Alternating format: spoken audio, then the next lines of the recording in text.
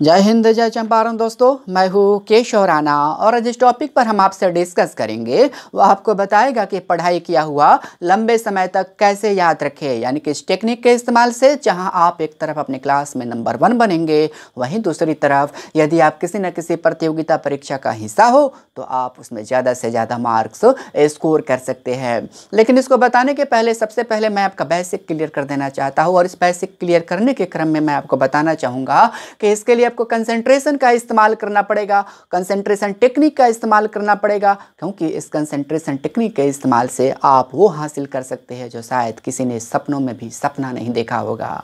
इस concentration technique के बारे में बताने के क्रम में मैं आपको एक एग्जांपल से इसके मैजिक को आपको समझाने की कोशिश करता हूँ। आपने देखा होगा कि जब सूरज की किरणें पैरेलल वे में हर जगह पड़ती है तो वह किसी भी चीज़ को जला नहीं पाती है, लेकिन जैसे ही किसी खास किस्म के ग्लास के द्वारा खास एंगल पर जब सनबीम को गुजारा जाता है तो वह सामने पड़ने वाले किसी भी चीज़ को जला देने की क्षमता रखती है।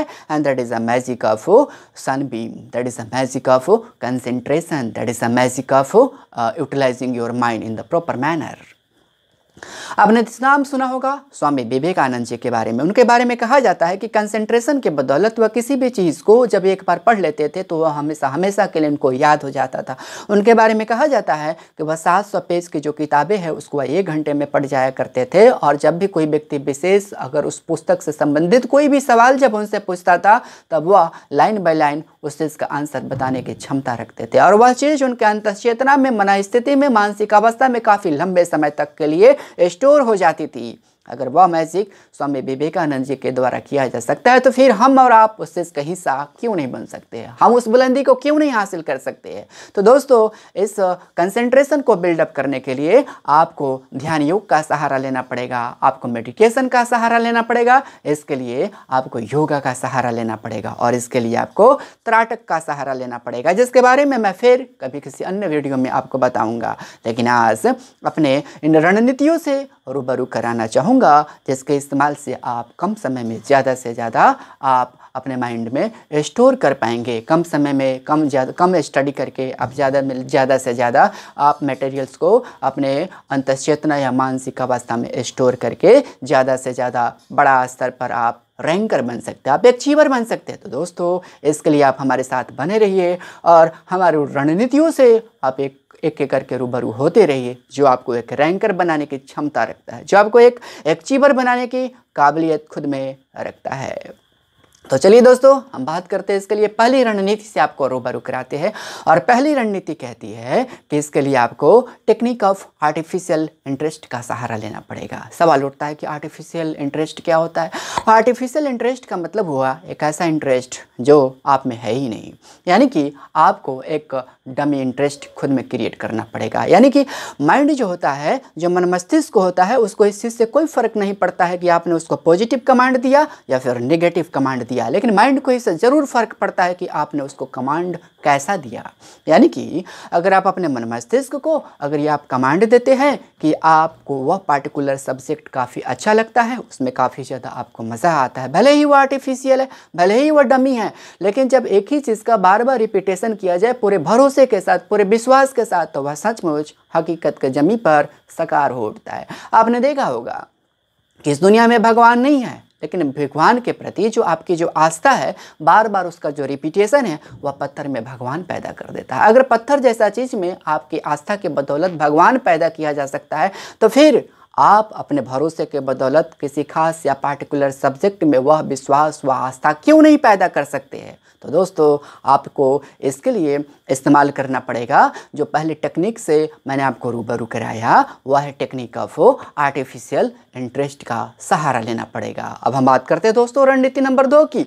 रणनीति नंबर 2 कहती है इसके लिए आपको early in the wake up technique का इस्तेमाल करना पड़ेगा, क्योंकि जब आप ब्रह्म मुहूर्त की बेला में उठते हैं, जब आप प्रभातकालीन बेला में खुद को जगाते हैं, उस स्थिति में जब आप जगते हैं तो आपकी जो शारीरिक संरचना या जो मानसिक अवस्था होती है वह बिल्कुल थकावट विहीन होती है, और सुबह की जो बेला होती है वह काफ़ी ज़्यादा शांत और प्रशांत होती है। उसकी वक्त की जो आबो हवा होती है वह काफ़ी ज़्यादा शुद्ध होती है और उसके बदौलत आपकी जो वर्किंग जो कैपेबिलिटी है काफ़ी ज़्यादा बढ़ जाती है। आप कम समय में आप ज़्यादा चीज़ को आप उस वक्त याद रख पाते हैं और जो भी आप याद रख पाते हैं वह लंबे समय तक आपके मन स्थिति में, आपके मन मस्तिष्क में वह स्टोर हो जाती है। अब हम बात करते हैं दोस्तों इस क्रम में अपने तीसरी रणनीति के बारे में। तीसरी रणनीति कहती है इसके लिए आपको गोल कनेक्टिंग टेक्निक का सहारा लेना पड़ेगा। और गोल कनेक्टिंग टेक्निक होती है कि आप जिस सब्जेक्ट को पढ़ रहे हैं उस सब्जेक्ट को आप अपने गोल से, अपने लक्ष्य से कनेक्ट कर दीजिए। और जब आप उस सब्जेक्ट को पढ़ेंगे उसके पश्चात आपको उस सब्जेक्ट में काफ़ी ज़्यादा मज़ा आने लगेगा। जैसे ही आप गोल कनेक्टिंग टेक्निक का इस्तेमाल करने लगेंगे वैसे ही आपकी जो मन स्थिति है वह विजुअलाइजेशन टेक्निक का सहारा लेने लगेगी। और विजुअलाइजेशन टेक्निक कहती है कि जब आप विजुअलाइज करने लगेंगे कि किसी पार्टिकुलर सब्जेक्ट को पढ़ने से आपको निकट भविष्य में क्या फ़ायदा होगा, वैसे ही विजुअलाइजेशन की जो टेक्निक है आपको उस पार्टिकुलर सब्जेक्ट में काफ़ी ज़्यादा स्मार्ट बना देगी। अब जब विजुअलाइज करेंगे, मान लीजिए कि किसी सब्जेक्ट को पढ़ रहे हैं, आप यूपीएससी और बीपीएससी की तैयारी कर रहे हैं और उस क्रम में जब आप विजुअलाइजेशन की टेक्निक का इस्तेमाल करेंगे तो आपको ऐसा महसूस होगा कि आपके इर्द गिर्द बहुत सारे ऐसे बॉडीगार्ड्स खड़े हैं जो AK-47 और AK-56 लेकर खड़े हुए हैं। आपको ऐसा विजुअलाइज होगा कि आप बड़े बड़े टॉप ब्यूरोक्रेट्स को रिपोर्टिंग कर रहे हैं। आपको ऐसा विजुअलाइज होगा कि आपके इर्द गिर्द बहुत सारे मिनिस्टर खड़े हैं जिसको आप एड्रेस कर रहे हैं, जिसको आप संबोधित कर रहे हैं। और जैसे ही आपको ऐसा विजुअलाइजेशन होने लगेगा उस पार्टिकुलर सब्जेक्ट में आपको काफ़ी ज़्यादा मज़ा आने लगेगा। अब दोस्तों हम बात करते हैं अगली रणनीति की। अगली रणनीति बोले तो रणनीति नंबर 4 की। और 4 कहती है कि इसके लिए आपको शॉर्ट गैपिंग टेक्निक का सहारा लेना पड़ेगा। यानी कि जिस सब्जेक्ट को आप पढ़ रहे हैं उस सब्जेक्ट को हर 25 मिनट के पश्चात आपको 5 मिनट का एक ब्रेक लेना पड़ेगा। और अगर आप ऐसा करते हैं तो हर 1 घंटे में आप 2 बार ब्रेक लेंगे, आप 2 बार गैप लेंगे। और आपका जो ब्रेकिंग है, जो गैपिंग की जो टेक्निक है आपको काफ़ी ज़्यादा एनर्जाइज रखेगा, काफ़ी ज़्यादा ऊर्जावान रखेगा, काफ़ी ज़्यादा स्फूर्तिवान रखेगा। क्योंकि जब आप इस टेक्निक का इस्तेमाल करेंगे तो आप जो 5 मिनट का ब्रेक लेंगे उस 5 मिनट के ब्रेक में आप अपना कोई मन पसंदीदा गीत गुनगुना सकते हैं। आप इंटरनेट पर ऑनलाइन मोड में कोई मोटिवेशनल वीडियो दे सकते हैं या फिर आप उस पीरियड में अपना कोई मन पसंदीदा गीत गुनगुना सकते हैं और जो आपके माइंड को काफ़ी ज़्यादा तरोताज़ा रखेगा, काफ़ी ज़्यादा स्फूर्तिवान बनाए रखेगा। और इस टेक्निक के इस्तेमाल से आपकी जो प्रोडक्टिविटी है वह काफ़ी ज़्यादा बढ़ जाएगी। दोस्तों अब हम आगे की बात करते हैं। आगे की बात करें तो रणनीति नंबर 5 की बात करते हैं। रणनीति नंबर 5 कहती है कि इसके लिए आपको वर्क फिनिशिंग टेक्निक का इस्तेमाल करना पड़ेगा। वर्क फिनिशिंग टेक्निक कहती है कि अगर आप जब भी पढ़ाई करने के लिए बैठे तो पढ़ाई करने के पहले आपके जितने भी काम हैं आप सारे काम को आप पूरी तरह से आप उसको पूरी तरह से आप उसको ख़त्म कर ले। यानी कि आपके पास जितने भी अधूरे काम है, जितने भी आपके पास पेंडिंग बचा हुआ काम है, जब उस सारे काम को अगर आप कर लेंगे और जब पढ़ाई करने के बैठेंगे तो आपका जो माइंड होगा पूरी तरह से कंसंट्रेट रहेगा। आपको किसी भी तरह का डिस्ट्रैक्शन का सामना नहीं करना पड़ेगा क्योंकि आपने तो अपना पूरा काम जो डे टू डे का लाइफ का जो का पूरा काम है आपने उसको कर लिया है और इससे आपका कंसंट्रेशन जो होगा काफ़ी ज़्यादा बिल्डअप हो जाएगा। अब हम बात करते हैं दोस्तों अगली रणनीति की। अगली रणनीति कहती है, अगली रणनीति बोले तो रणनीति नंबर 6। इसके लिए आपको इस्तेमाल करना पड़ेगा दोस्तों अंडरलाइन टेक्निक का इस्तेमाल करना पड़ेगा। अंडरलाइन टेक्निक कहती है कि जब भी आप स्टडी करने के लिए बैठे तो आपके पास आपके हाथ में एक पेन या पेंसिल होनी चाहिए। क्योंकि जब आप स्टडी करेंगे और स्टडी करने के पश्चात, क्योंकि जब आप किसी चीज़ को पहली बार पढ़ते हैं तो वह चीज़ काफ़ी ज़्यादा इंटरेस्ट के साथ पढ़ते हैं, लेकिन जैसे जैसे 2 या 3 बार जब उसको पढ़ते हैं आपका इंटरेस्ट लेवल डाउन होने लगता है। तो दोस्तों जब भी आप किसी चीज़ को पढ़े तो पढ़ने के क्रम में आपके अपने हाथ में एक पेंसिल या पेन होना चाहिए। जो भी खास पॉइंट उस चीज़ में आपको अच्छा लगता है, काफ़ी ज़्यादा इंपॉर्टेंट लगता है, आप उस चीज़ को अंडरलाइन करते चले। और जब वह चीज़ को आप टॉपिक को ख़त्म कर लेते हैं तो दूसरी बार जब आपको पढ़ने की बारी आए तो उस अंडरलाइन किए गए चीज़ को आप फिर से एक बार पढ़ें।